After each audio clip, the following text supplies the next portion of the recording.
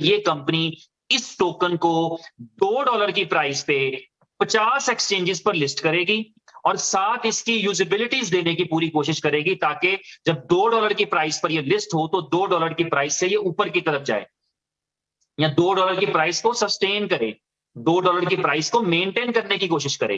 पुरानी एग्जांपल ये बताती है कि इस कंपनी का $2 की लिस्टिंग वाला प्राइस 50 को हाथ लगा के आया है। तो ये वाला जो टोकन है ये $2 की लिस्ट पे प्राइस पे लिस्ट होगा तो ऊपर जाए या ना जाए प्राइस सस्टेन करने की तो पूरी कोशिश करेगा। जबकि उस वक्त उसके पास यूजिबिलिटीज भी नहीं, तो डेफिनेटली को 5-7 यूजिबिलिटीज तो होंगी, क्योंकि बीएफआईसी की जितनी यूजिबिलिटीज है, अभी आपने बीएफआईसी स्टोर समझा, उसकी यूजिबिलिटी बीएफआईसी है, लेकिन 400 दिन के बाद उसकी यूजिबिलिटी के अंदर अब अगर वो लॉन्च होता है, आप उसका साल 1.5 साल में उसका फ्लो बनेगा, उसमें लाखों डॉलर की डेली की सेल होगी, लाखों डॉलर का ट्रेड वॉल्यूम होगा, उस ट्रेड वॉल्यूम के अंदर बीएलवी को भी एक शेयर मिल जाएगा।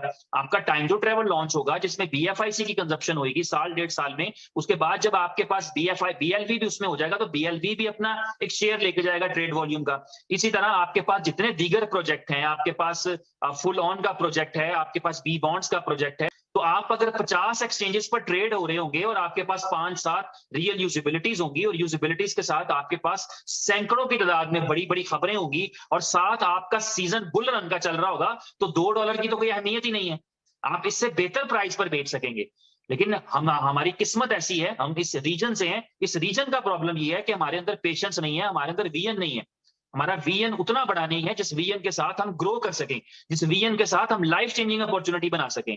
हम फौरी तौर पे घबराने में भी नंबर 1 है, हम उतना ही एक मिनट लगाते हैं चीजों को। और आज देख लें आप, बीएफआईसी में भी तो कितने लोग घबरा के चले गए, कितने ऐसे भाइयां खुद मेरे साथ एग्जांपल शेयर किए आपने कि मैं डर गया, मैं घबरा गया, मैंने 50 सेंट पे बेच दिया, मैं डर गया घबरा गया, मैंने $2 में बेच दिया, काश मैं ना बेचता तो मेरे पास इतने मिलियन डॉलर होते। ये काश ही रह गई है जिंदगी में। तो इसलिए होल्डिंग, सबर, पेशेंस, आप सब अपनी अपनी जिंदगी में कुछ ना कुछ कर रहे हैं, आपके पास इनकम सोर्स है, आपके पास आपकी अर्निंग का जरिया है, आपके पास नेटवर्क की अर्निंग का जरिया है, आप नेटवर्क से बना सकते हैं, नेटवर्क से कमा सकते हैं, सारा कुछ आपके पास मौजूद है। लेकिन हम घबरा जाते हैं कि यार वो मेरा मुझे बेचना है और फौरन बेचना है, 5 का नहीं बिकता, ना बिके, 4 का बिके, 3 का बिके, बस बेच दो। और नतीजा ये निकलता है कि जब अपॉर्चुनिटी बड़ी हो जाती है तो हम एक काश के साथ बैठे होते हैं। ये गलत चीज है, ये नहीं होना चाहिए। ये आपके पास जो है वो हमारे पास ये नहीं होना चाहिए।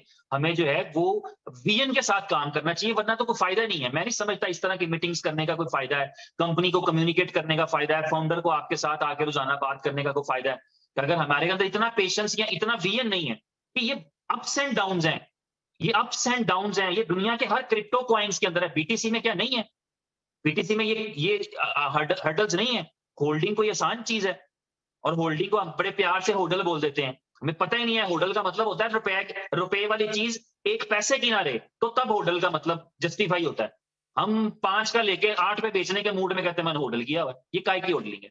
होडलिंग एक बहुत मुश्किल काम है, बहुत ही मुश्किल काम है। ऐसा वक्त भी आ जाता है जब आपको लगता है कि चीज बेकार है, इतनी बेकार है कि इसको मैं मुफ्त किसी को दे दूं, उसे उस वक्त पे ना बेचना, उसे होडलिंग कहते हैं।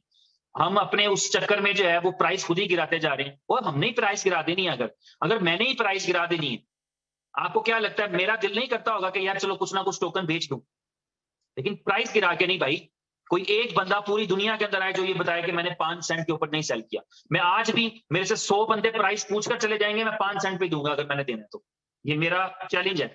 कोई एक बंदा जो ये कहे कि एक बीएलबी मैंने उसको दिया 5 सेंट की जगह पे 4.5 सेंट का, क्यों? क्योंकि हमने तो प्राइस बनानी है, आपने और मैंने ही तो प्राइस बनानी है।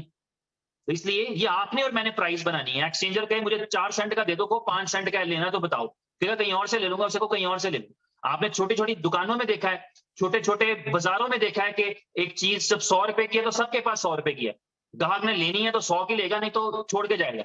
तो ये सारा कुछ जो है ना, ये सिर्फ मार्केट है। आपने भी समझना है आप क्यों वो बनते हैं, मोहरे क्यों बनते हैं, प्लेयर बने, मोहरे ना बने, प्लेयर बने। प्लेयर का काम ये है कि मुझे बेचने हैं, मैं बेचूंगा अपनी प्राइस पे, अपनी मर्जी की प्राइस बेचूंगा, लेना है तो लो, नहीं तो जाओ फारिग हो। और लिमिटेड सप्लाई के साथ है, कोई ऐसी अंधाधुन अनलिमिटेड सप्लाई नहीं है। अभी आपकी तबीयत खुद ही साफ हो जाएगी अगले की 5-7 दिन में, सबको पता लग जाएगा कि आपने जो बीएलवी सेल किया है उससे उससे आपको नुकसान क्या हुआ है, आपने क्या लॉस किया है।